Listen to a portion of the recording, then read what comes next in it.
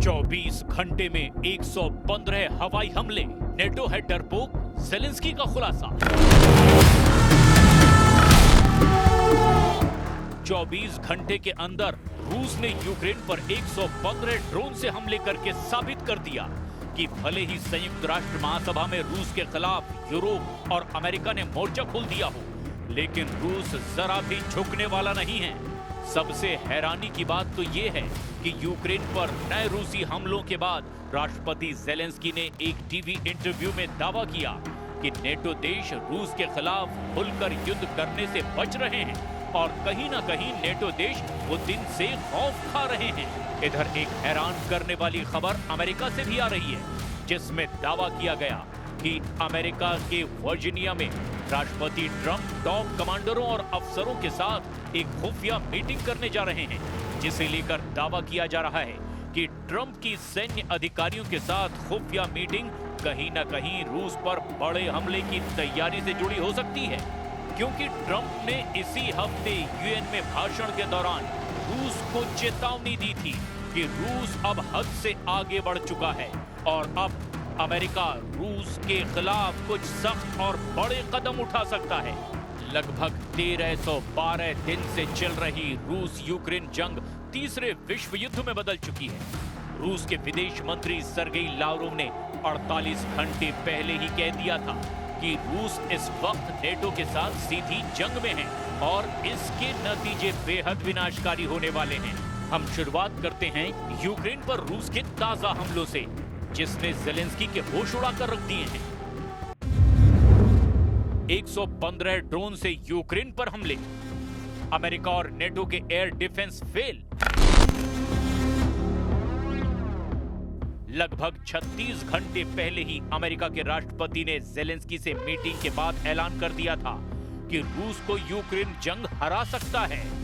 Trump ने यह भी दावा किया था कि यूक्रेन नेटो और अमेरिका के हथियारों के दम पर रूस से अपनी जमीन वापस भी छीन सकता है और हो सकता है कि यूक्रेन रूस की जमीन पर भी कब्जा कर ले।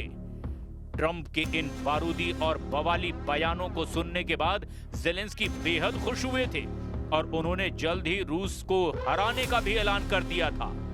नेटो और अमेरिका से मिली नई हथियारों की खेप भी ज़ेलेंस्की के दिमाग को खराब कर चुकी थी। ज़ेलेंस्की ट्रंप के उस दावे को सच मानने लगे जिसमें ट्रंप ने कहा था कि रूस कागजी शेर है और उसकी सैन्य ताकत कमजोर हो चुकी है।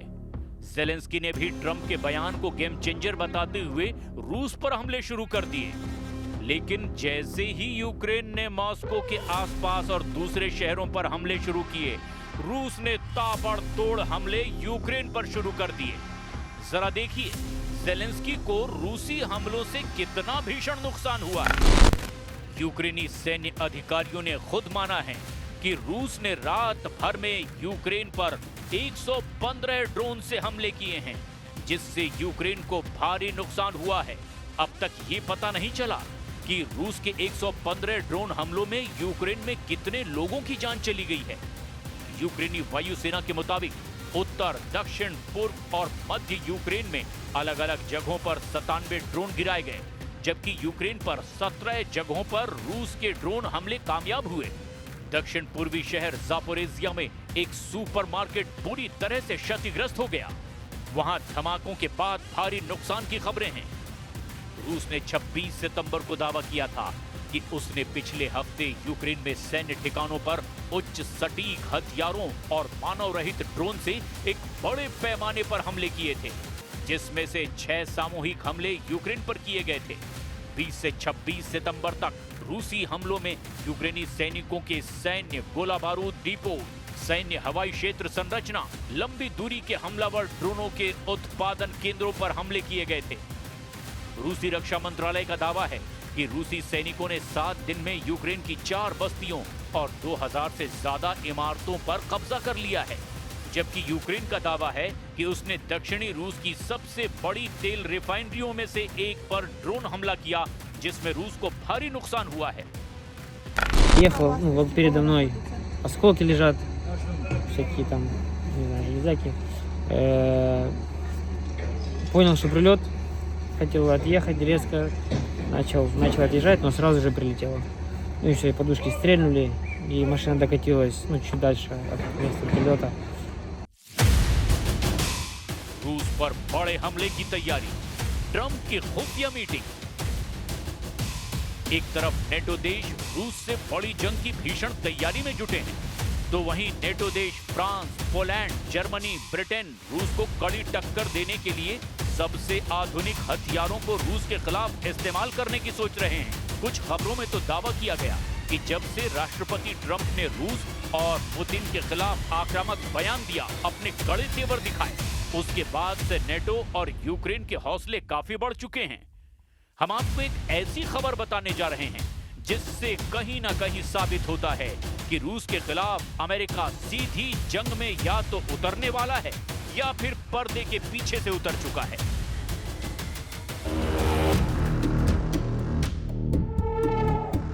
राष्ट्रपति ट्रंप को सत्ता में आए 9 महीने से ज्यादा का समय बीत चुका है, लेकिन जिस दावे के साथ वो सत्ता पर काबिज हुए, वो दावा तो हवा हवाई ही साबित हो रहा है। शांति स्थापना की जगह अब ट्रंप ने रूस के खिलाफ खुद जंगी मोर्चा खोल दिया है। और खबर तो ये है कि राष्ट्रपति ट्रंप के निर्देश पर अमेरिका के रक्षा मंत्री ने दुनिया में फैले अपने सैन्य अधिकारियों को एक अहम आदेश जारी किया है।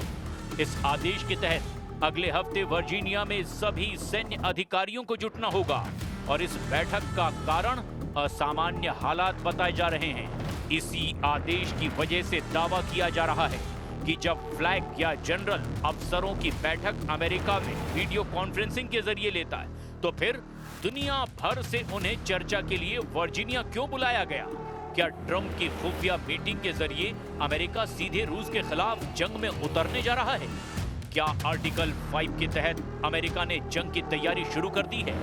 और क्या अमेरिका ने यूरोप और नेटो को जंग का फेस बनाने की तैयारी कर ली है? Проводились буквально по линейке, без какого-либо учета этноконфессиональных факторов. Еще один наглядный пример, спровоцированный Западом кризис на Украине, руками которой НАТО и Евросоюз хотят объявили уже моей стране настоящую войну и прямо в ней. नेटो है डरपोक, ज़ेलेंस्की ने मांगी टॉम हॉक मिसाइल। यूक्रेन काफी लंबे वक्त से रूस की तेल रिफाइनरियों पर हमले कर रहा है, लेकिन इसके बावजूद रूस के हमले कम होने की बजाय और तेज और घातक होते जा रहे हैं। नेटो देश पोलैंड, रोमानिया, एस्टोनिया पर भी रूस के आक्रामक तेवरों से हड़कंप मचा हुआ है। इधर 12 घंटे पहले ज़ेलेंस्की ने नेटो पर गंभीर आरोप लगाते हुए साफ कहा कि नेटो पुतिन से डर रहा है और रूस के खिलाफ खुलकर जंग करने को तैयार नहीं है। ज़ेलेंस्की ने नेटो के ढीले तेवरों को देखकर अमेरिका से टॉम हॉक क्रूज मिसाइल की मांग की है ताकि मॉस्को तक रूस को गहरी चोट पहुंचाई जा सके। नेटो है डरपोक, ज़ेलेंस्की ने मांगी टॉम हॉक मिसाइल। ब्रिटिश अखबार द टेलीग्राफ के रिपोर्ट के मुताबिक यूक्रेन के राष्ट्रपति व्लादिमीर ज़ेलेंस्की ने ट्रंप से बंद कमरे की मीटिंग में टॉम हॉक क्रूज मिसाइल देने की मांग रखी है। रिपोर्ट के मुताबिक ट्रंप ने ज़ेलेंस्की की मांग को समझदारी से सुना और सकारात्मक संकेत दिए। हालांकि उन्होंने कोई साफ वायदा नहीं किया, लेकिन ज़ेलेंस्की का दावा है कि ट्रंप ने कहा, "We will work on it." Tomahawk missile आधुनिक युद्ध के सबसे खतरनाक हथियारों में गिनी जाती है। इसका वॉरहेड 450 किलो तक का होता है और इसे किसी भी मौसम में या किसी भी भौगोलिक परिस्थिति में लॉन्च किया जा सकता है। जब तक पश्चिमी देशों ने यूक्रेन को कई हाईटेक हथियार दिए हैं, अब तक पश्चिमी देशों ने यूक्रेन को कई हाईटेक हथियार दिए हैं, लेकिन टॉम हॉक उसकी तुलना में कई गुना ज्यादा ताकतवर है। इन मिसाइलों की मारक क्षमता करीब 1600 किलोमीटर है। यानी अगर ये हथियार यूक्रेन को मिलते हैं तो सीधे मॉस्को तक निशाना साधा जा सकता है, क्योंकि अब तक रूस ने लंबी दूरी से यूक्रेन के एनर्जी इंफ्रास्ट्रक्चर पर हमले किए हैं। टॉम हॉक मिलने पर यूक्रेन भी उसी स्तर की जवाबी कार्रवाई कर पाएगा। लेकिन ज़ेलेंस्की को सबसे ज्यादा बेचैनी ये है कि जिन नेटो देशों के खिलाफ रूस ने आक्रामक तेवर दिखाए हैं, air violations into NATO countries, the drones in Poland, what happened in airports in Denmark, in Norway, In Romania also. Do you think the response so far has been weak? Very. Yeah, so I think yes. Weak reaction. So That's why he continued with other countries. So you agree with President Trump that NATO members should just shoot down the drones, shoot down the Russian jets? They had to shoot down everything. If the jets are in your space, you have to block it. Do you think that NATO members are just afraid to do it because they afraid from the Russian response?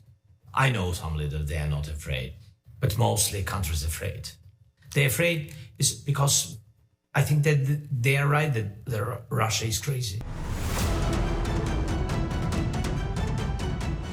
हालात ये हो गए हैं कि या तो अब NATO और अमेरिका रूस के खिलाफ खुली जंग करें या फिर वो यूक्रेन को वो हथियार ना दें जो रूस में विनाश कर सकते हैं। दोनों ही स्थिति में रूस अपने दुश्मनों को तबाह कर देगा, इसमें अब कोई शक नहीं रह गया है।